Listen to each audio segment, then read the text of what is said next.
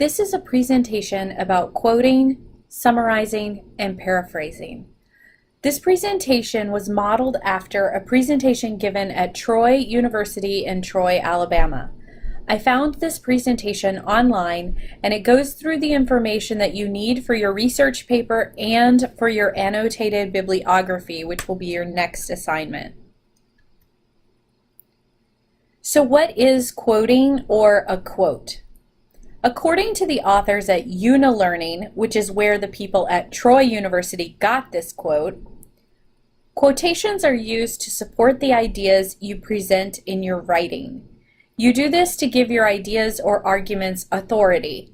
There are two types of quotations, indirect and direct. Notice that this is a direct quote and that the presentation creators give credit to the writers at Unilearning. The quote means that you should use quotes as supporting evidence. The main ideas in a paper should come from you. You should use quotes only to support your thoughts and your ideas. Your essay should not be one quote after another.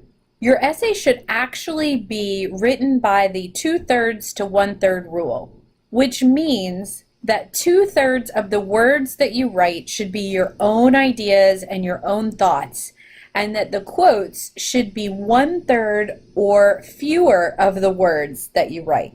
You should write your ideas and your views first, and then find quotes that support you or add credibility to your position. Just to repeat, your whole essay should not be a series of quotes. If you do use a quote, you have to explain why you use that quote in your own words. You have to explain that quote's relevance to your topic in your own words. So quotes can either be direct or indirect. Indirect quotes are presenting an author's words using your own words. And there are two examples of indirect quotes: summaries and paraphrases. We'll come back to this idea in a few minutes. First, a direct quote is when you copy or repeat the exact words that an author used. So this is an example from Purdue OWL of a direct quote. Notice the quotation marks at the beginning and at the end. This signals to the reader that this is a direct quote. The quote is, provide the author and specific page citation in the text and include a complete reference on the works cited page. So paraphrasing is rewriting someone else's ideas in your own words. This paraphrase comes from, or this direct quote comes from Unilearning, and I know it's a direct quote because I see the quotation marks at the beginning of the phrase and at the end. Paraphrasing means that you reword the information that you find, and it should be about the same length as the original text. A paraphrase can include some of the same words as the original quote. However, you should try to use your own words and use synonyms whenever you can. You also have to cite where you got the original phrase. There are two main reasons why we use paraphrases and why we cite our sources. The first reason is to show that you understand what you have read and can still give credit to the author. The second reason is to keep your instructors from accusing you of plagiarism or intellectual theft. Here is an example from the Unilearning website.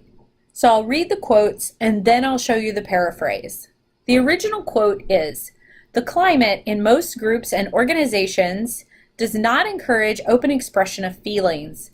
The necessity of hiding feelings, organizational development practitioners believe, has a negative effect not only on group members' willingness and ability to solve problems constructively, but also on job satisfaction and performance.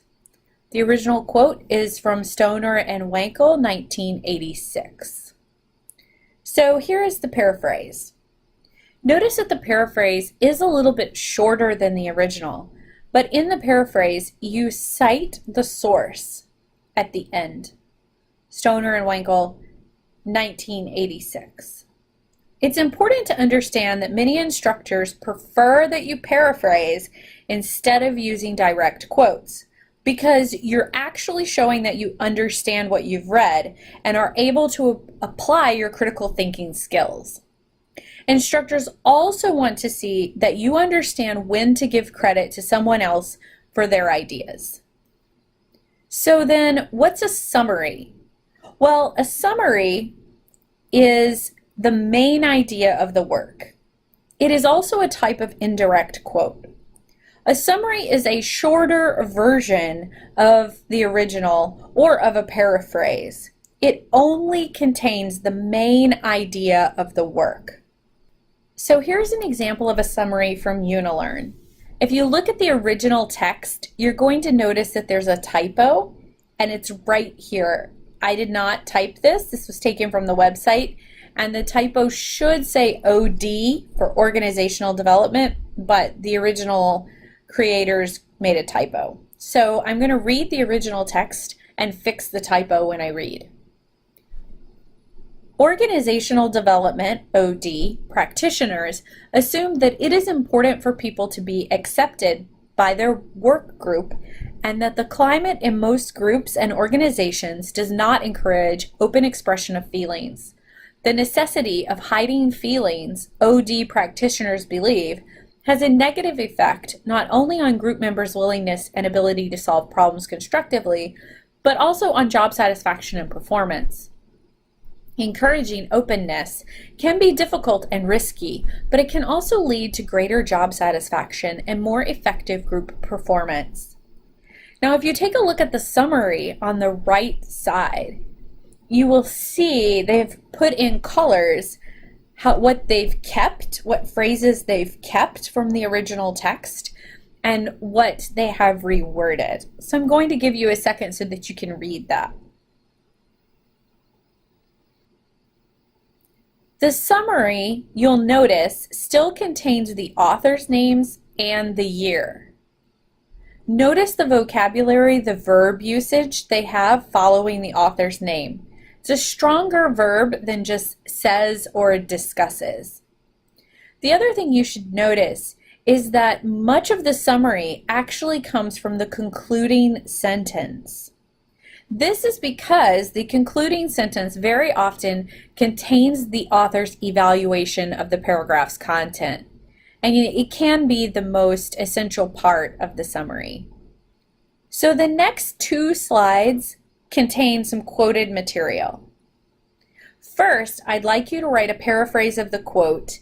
Then I would like for you to summarize the main idea that each quote expresses. There's going to be a place on Moodle for you to upload this file. You can create a Google Doc or a Word doc, or you can type directly into the application. Here's the first one.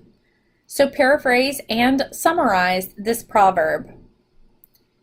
By three methods we may learn wisdom. First, by reflection, which is the noblest. Second, by imitation, which is the easiest.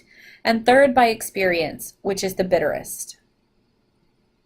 Next, in a world filled with hate, we must still dare to hope. In a world filled with anger, we must still dare to comfort. In a world filled with despair, we must still dare to dream. And in a world filled with distrust, we must still dare to believe. Michael Jackson. So here comes maybe the more challenging piece of the assignment. Sometimes you have to look at visual information, or what we call visual rhetoric. And you may be asked to summarize or paraphrase it. And this can actually be quite difficult. You might have to do this in your research essay. And you'll certainly have to do this at some point in your academic career.